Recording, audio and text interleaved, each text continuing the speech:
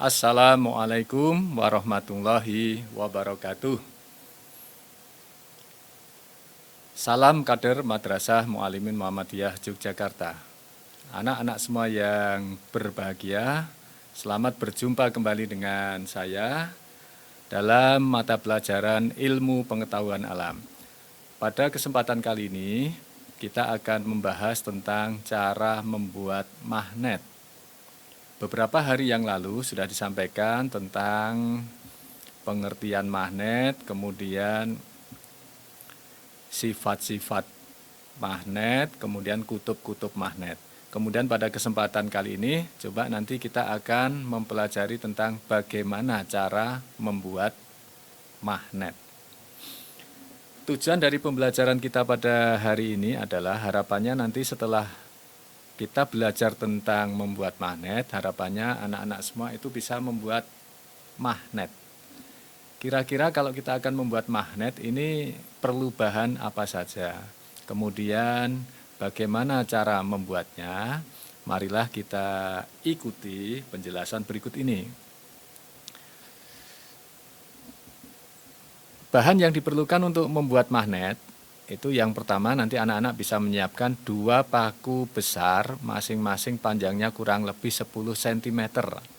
Ini paku usuk itu ya yang biasanya dipakai untuk di bangunan, itu bisa paku besi atau bisa juga paku baja. Ini bisa digunakan. Nanti kita pakai sebanyak 2 paku. Kemudian yang kedua adalah 1 magnet batang. Kemudian bahan yang ketiga, 1 baterai besar dengan tegangan 1,5 volt.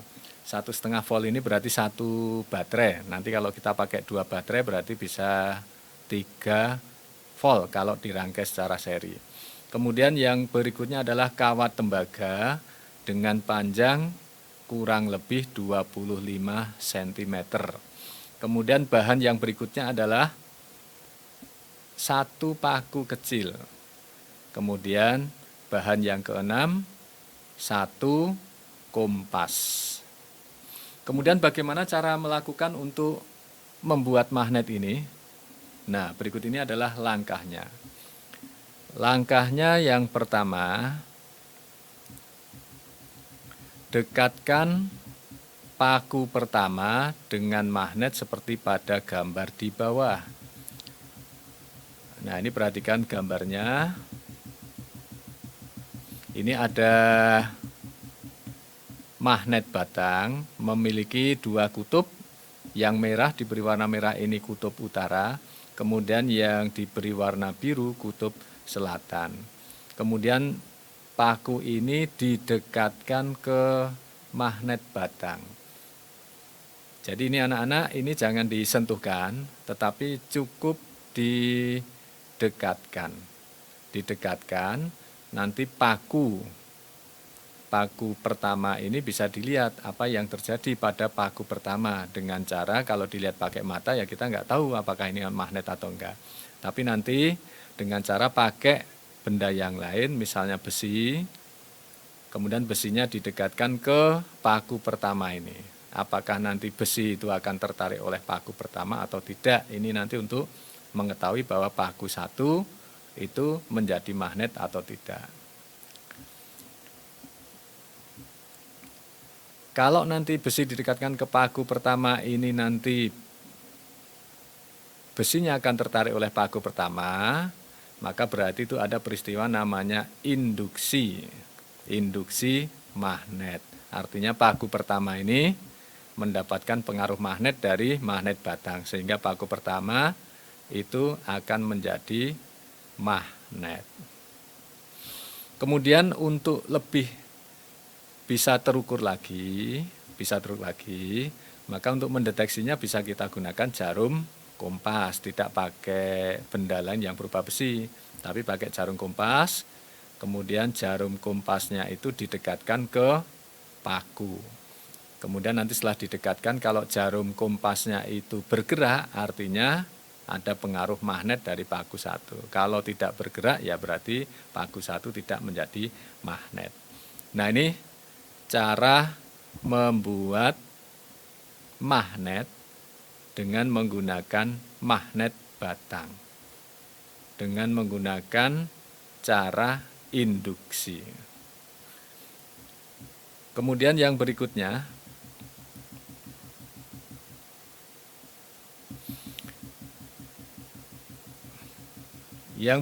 langkah yang kedua.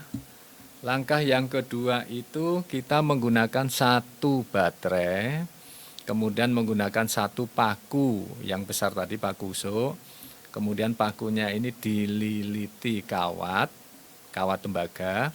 Kemudian kawat tembaganya ini dihubungkan dengan baterai. Nah, ini yang kedua. Jadi kawat tembaga dengan demikian akan dialiri arus listrik oleh baterai. Kemudian bagaimana yang terjadi pada paku? Langkah kerjanya saya bacakan. Lilitan kawat tembaga pada paku dengan arah lilitan dari bawah ke atas. Silahkan kedua ujung kawat agar cukup panjang untuk disambungkan ke kutub-kutub baterai. Kemudian setelah itu hubungkan ujung-ujung kawat tembaga pada kutub-kutub baterai. Nah, nanti ini nanti bisa diisolasi atau mungkin bisa pakai dudukan baterai sehingga kawatnya ini bisa terikat dengan kuat pada baterai. Nanti bisa diisolasi atau bisa dipakai dudukan baterai. Itu akan menjadi lebih kuat untuk yang kedua ini. Kemudian yang ketiga, dekatkan ujung paku pada kutub utara magnet. Kemudian amati apa yang terjadi. Gunakan kompas untuk mengetahui kutub magnet. Nah, nanti setelah ini dialiri listrik, kawat tembaganya dialiri listrik, kemudian nanti pakunya itu didekati dengan jarum kompas. Sama seperti yang percobaan pertama, kalau nanti jarum kompasnya bergerak, maka berarti ada magnet. Kalau jarum kompasnya tetap diam, berarti paku tidak menjadi magnet. Kemudian langkah yang keempat ini, arah lilitannya diubah. Kemudian amati perubahan pada kutub magnet jarum kompas. Bagaimana arah jarum pada kompas kalau ini nanti diubah lilitannya. Kemudian langkah yang ketiga,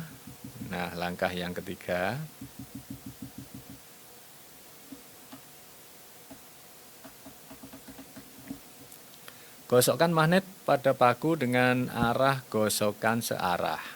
Nah, kenapa ini nanti harus searah? Kenapa tidak boleh kita gosoknya bolak-balik? Nah, itu karena ada alasannya tersendiri. Dekatkan paku yang telah digosok dengan paku lainnya, amati apa yang terjadi.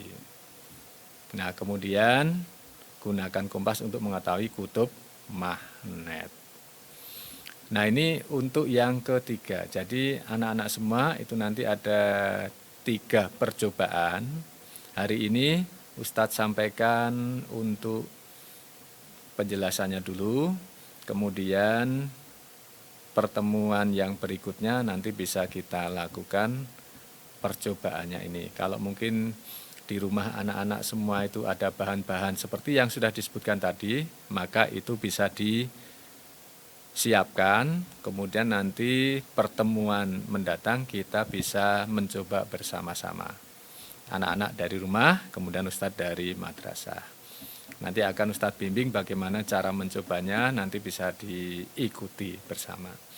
Kemudian yang harus didiskusikan, ini nanti bisa dicari-cari dulu dari referensi, bisa dari buku atau internet. Yang harus didiskusikan, nanti bisa lewat grup ini dengan temannya. Berdasarkan langkah kerja pertama, amati yang terjadi pada paku pertama dan kedua. Apakah paku pertama menarik paku kedua?